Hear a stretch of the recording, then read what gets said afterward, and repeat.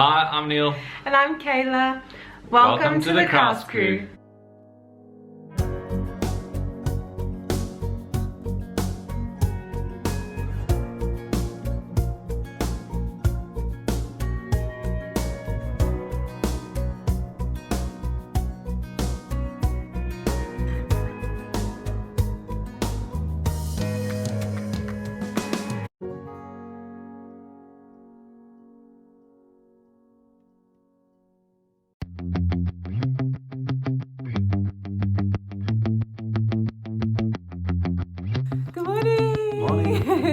Okay, we are going for breakfast and then we're gonna leave here and go look at the cave, right? Yeah, first the cave and then off to the next place. Yeah, okay. Yeah. Bye.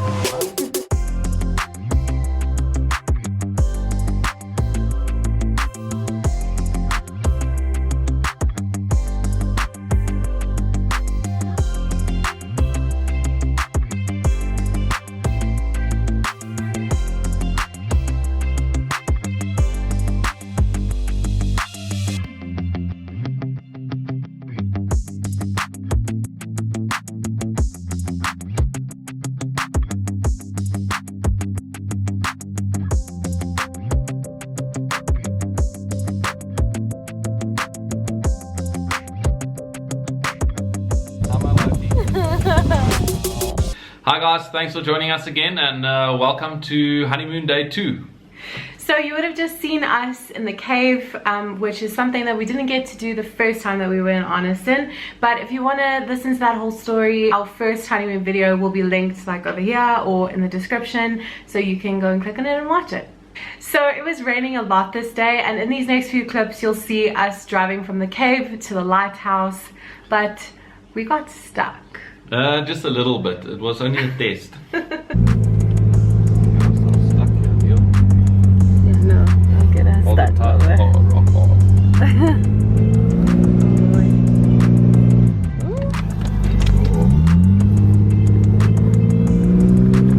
Oh no. I'm totally stuck. Are we really? Yeah.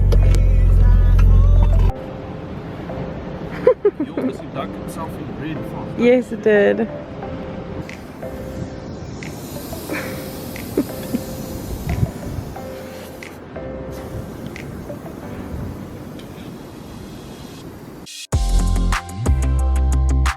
So after getting us stuck, great start to day 2, and on the rest of the trip there's a lot of sand to come, so this wasn't a good start. Cactus. We then hopped out, deflated our tires. It probably would have been a better idea to deflate the tires before driving down onto the sand, but yeah, luckily we had a winch, pulled that out, and luckily they got these little poles on the side of the road to keep you on the track. I was picturing this pole like being pulled out of the sand and like through the windscreen. Yeah, luckily they're very deep enough, so it was a sturdy anchor point. How and did you know that they were deep?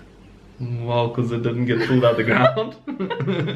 I didn't know, I took a chance. Pulled out the winch and got ourselves winched out of that little moment of stuckness.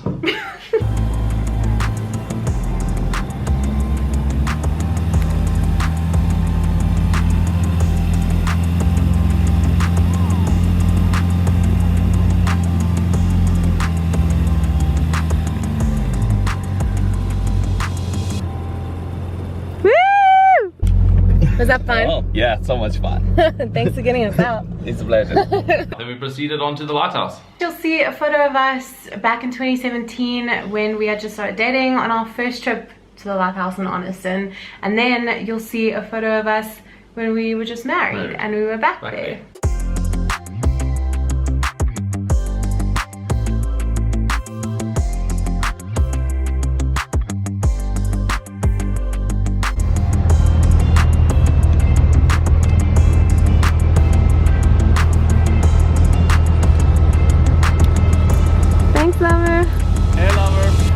So after our photo shoot down at the lighthouse, we hopped back into the vehicle, drove off the beach. Luckily, no problems this time, no getting stuck. Till like up on the Kopi, there's some hard rocks and stuff. So we just stopped there, pumped up the tires, cause from there on out we were hitting the tar road again. And took more photos of our ring. Oh yeah. Sherry. Oh. Hello. Hello. I saw this idea on Pinterest to collect some sand from where you went on honeymoon, and then you put a photo. But the picture that you saw of our rings in the sand, I want to put that photo here. I just haven't done it yet. But we have some sand and some shells. Yeah, we collected that where we took the photo of the ring, so yeah, it'll be a good photo to put in there. Yeah. Okay, so after playing in the sand, pumping up the tires, we got back onto the road. It's a mix of tar road, gravel road, and we were heading to the next stop for the day, which was also still a surprise. Okay, where are we going? Somewhere between here and there. Are we taking the roads less traveled today? Yeah, all of them. And it's been raining so much, but we got to go to the cave. Yeah. And and the beach, and we got stuck. Yeah. But it was fun. Yeah, I still had no idea where we were going, and we arrived at Cape Agulhas. We were going to the southernmost tip of South Africa. We've been there before when we just started dating 4 years ago, and now we're going back.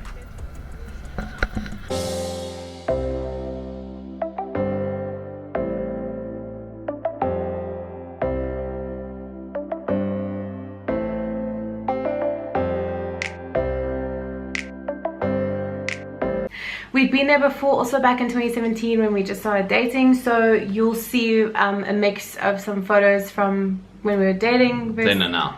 Yeah. Well, now being the honeymoon. Yeah. You'll also see a photo of our car then and now. They'd also done a lot of changes since we were last there. They'd built like a wooden walkway, which is really nice to walk on the beach and like not be on the beach. Yeah, well, it's a nice little pathway. I think there was like quite a lot of rocks the first time we went there. Because you were battling on your crutches over the rocks. And this time there was actually like a nice little walkway all the way from the parking area down to the southernmost tip of Africa. And then they had like this nice big like map of Africa. Oh yeah, that was pretty cool. Yeah. Yeah.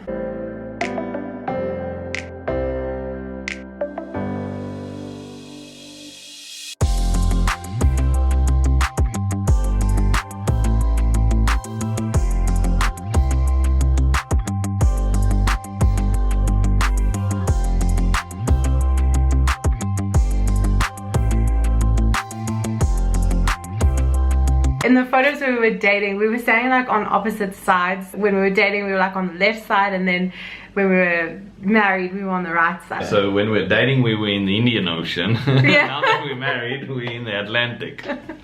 That was kind of cute. It's pretty cute that we didn't know that. No, we didn't even know that. Yeah, I we didn't even looked know at the that. photos afterwards. Yeah. Once we were done at the tip of Africa, or southernmost tip of Africa, we got back onto the road again.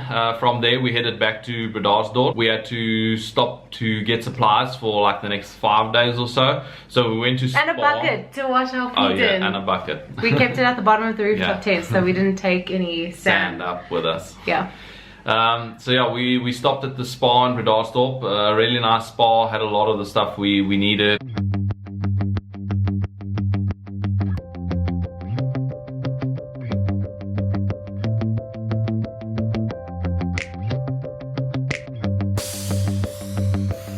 After Spa, we tried to find a little butchery. We managed to find one around the corner. It was called Elam Butchery. It's like a black and white striped one. Very nice little butchery. They had quite a good selection of meat, well packed, very nicely cut. We stocked up on meat there for the next 5 days. After getting all our supplies, we hit the road again. We'll insert a little Google Earth map again, just so you can see the route we traveled and heading to destination number 2. Yes. Yes. It was pretty late in the day already. We had taken quite a lot of time getting stuck on the beach and driving around there and the shopping and stuff. So just checking out the time and the distance we still had to cover, we decided to just hit the highway and take the shortest route there, because we had to make it to the next destination before 6 o'clock because their gate closes at 6. We actually got there like 15 minutes before. Yeah, lucky. They even phoned us along the way and said, hey, are you guys still coming? We're like, yeah, we're on our way, just keep the gate open, we'll be there now. In the next scenes, you'll just see some of the footage of us coming over Solaris Pass. heading down into, I think it's Somerset West, and then this is also where we started getting our first like hoots and stuff, because we were stuck in really bad traffic. So with our sign on the back of our car, people obviously like having time to read it, and we were getting a lot of waves and hoots. Yeah, it was kind of fun. So yeah, headed through town and headed up the Cape West Coast side of Cape Town, if you can call it that. Yeah, to our next destination.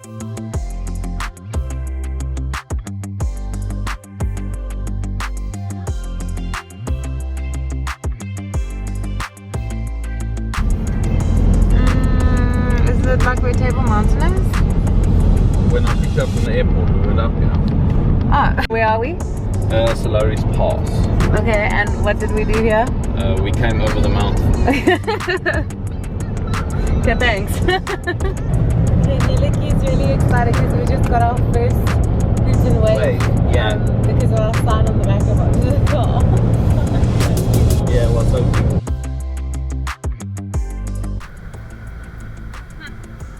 You're always watching the window. Yeah, always watching the window.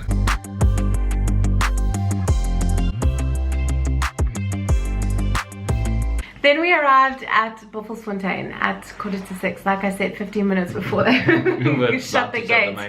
And while we were driving up to reception, Neil was constantly telling me how they got lions. Look out for wildlife, and there's lions.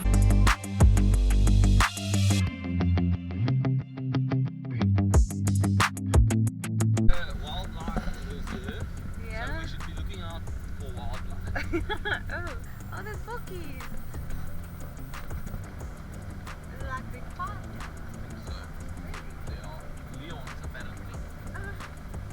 Really? Yep. Well,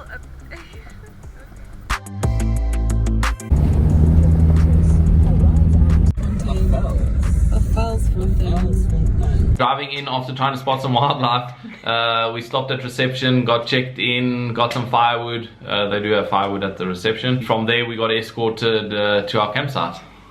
And you know that the road's not going to be bad when a BMW is escorting you to your campsite.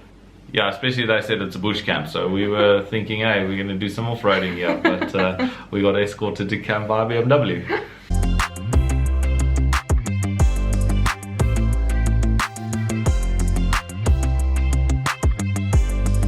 Our escort flung his hand out the window, pointed us in the right direction. We hooked a right over the hill and headed down into a nice sandy little campsite. Yeah, it was very plain, but there was ablutions, which kind of made me happy, thinking that there were wildlife roaming around and me having to go into the wild and have a pee.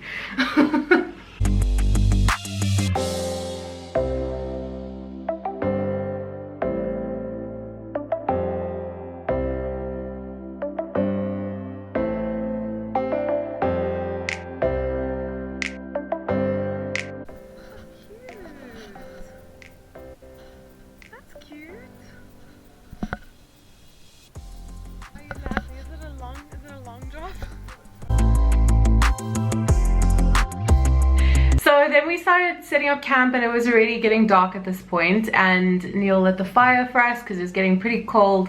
And then all of a sudden we hear lions. Yeah, there were some big lion roars out there.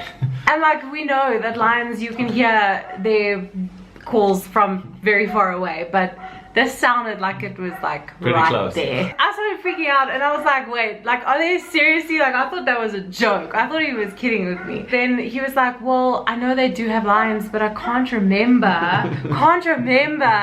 if they are in the enclosures or not. That's what you said. Yo, you were like, I can't remember. I don't think it said. Yeah. So I was like, well, I'm phoning that reception guy. I phoned him and he didn't answer the first time. No. And then he answered. He joked around with me for a while. He was like, oh yeah, there are lions. Yeah, you must just be careful if you go to the bathroom, all this stuff. And then eventually, put your food away, don't leave it out. I think he could hear that I was like kind of freaking out a little bit. And then he said, no, don't worry, they are in enclosures, and the only kind of like predator animal that is out there will be like a jackal. I confirmed that they got lions in enclosures around the reception area, which was not too far from the camp as the crow flies. So that's why we could hear them and they sounded pretty close. But it was pretty cool though. Yeah, I think he said like 1 point yeah, something like a Ks. kilometer, basically. Yeah. Something like that. That was scary. Yeah. After we got the camp set up and we got the fire lit, it was pretty dark at this time, and because there were lions out there, I thought it was a great time to break out Kayla Lynn's little happy honeymoon gift. So we went into the tent where there was a little bit less bugs. Well, the drop down annex from our rooftop tent, there were a little bit less bugs in there, and we went and checked out Kayla Lynn's surprise present. There is our beautiful Kayla Lynn, my wifey. There's our washing machine. She's just stepped on it, but it's okay. She's opening a little gift that I did gift her. It's a happy everything, and she's gonna need it.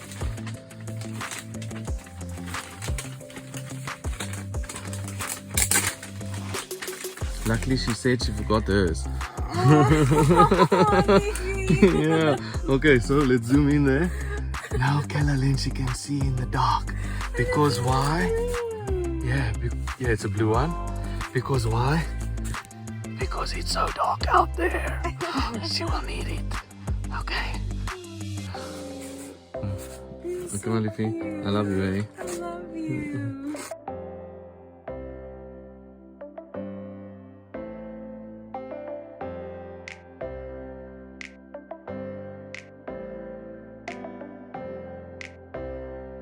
Thanks for watching, and we'll see you in our next video. Make sure to check out our other videos if you want to see what we got up to, like on the first day of honeymoon, or our rooftop tent video. Otherwise, keep safe, and we'll see you soon. See you soon. Oh, don't forget to click the like button and subscribe. Bye. Bye. What was that? A jackal. I'm just gonna sit down. The next clips is my English. After this next clips. This next clip's gonna be nice. Okay, one more time. Okay. Take 3. Was that fun? Yeah, so much fun. Thanks for getting us out. It's a pleasure. You can say. Oh, no, you can go. Yeah, I'm always talking. No, you're not. I jumped in here and no, then. No, you must talk. Because I can't say Solaris. Solaris Pass. So you say Solaris. Solaris. Oh, there we go. Solaris. Solaris Pass. Okay, you go. Luckily, she said she forgot hers. Yeah. Okay, so let's zoom in there. Now, Kayla Lynn, she can see in the dark. Because we'll see you. Okay, but squeeze. I'm getting hungry now. You and me. Let me just touch him. Okay, so day 2 of honeymoon. The route for the day would be, obviously we went down to the cave, checked out the lighthouse, then went back to the main beach parking, aired up the tires, and we got out of Honeymoon. So we took the main road that basically leads back to Bredasdorp, and about 5 k's down the road you take a left onto some gravel road. It's basically a little shortcut to Strathspey, Cape Agulhas. I think there is signboards posted. So after the dirt road you get back onto the tar. You'll then take a left again down to Strathspey, Cape Agulhas. From there we went to the southern tip of Africa. When we were done there, we got back onto the road and just took the same road we came in with, and then headed straight to Bredasdorp. So from Bredasdorp we took the R316 and headed up to Caledon. Then at Caledon you get onto the N2, take a left turn, and from there we basically headed through to Grabo and then up Solaris Pass, down the other side into Somerset West. From there we made our way through town, the suburbs, and headed out onto the N7. Some ways along the N7 you take a left turn again. I think it's onto the M19, which you head towards Melkbosstrand. Then you'll get back to another highway, and I think it's the West Coast Road. So we take a right onto the West Coast Road, and you head up the West Coast Road for quite some distance, and not too long you will find Buffelsfontein Game Reserve on your right. And that would be the route for the day. Thank you. I'll be all night.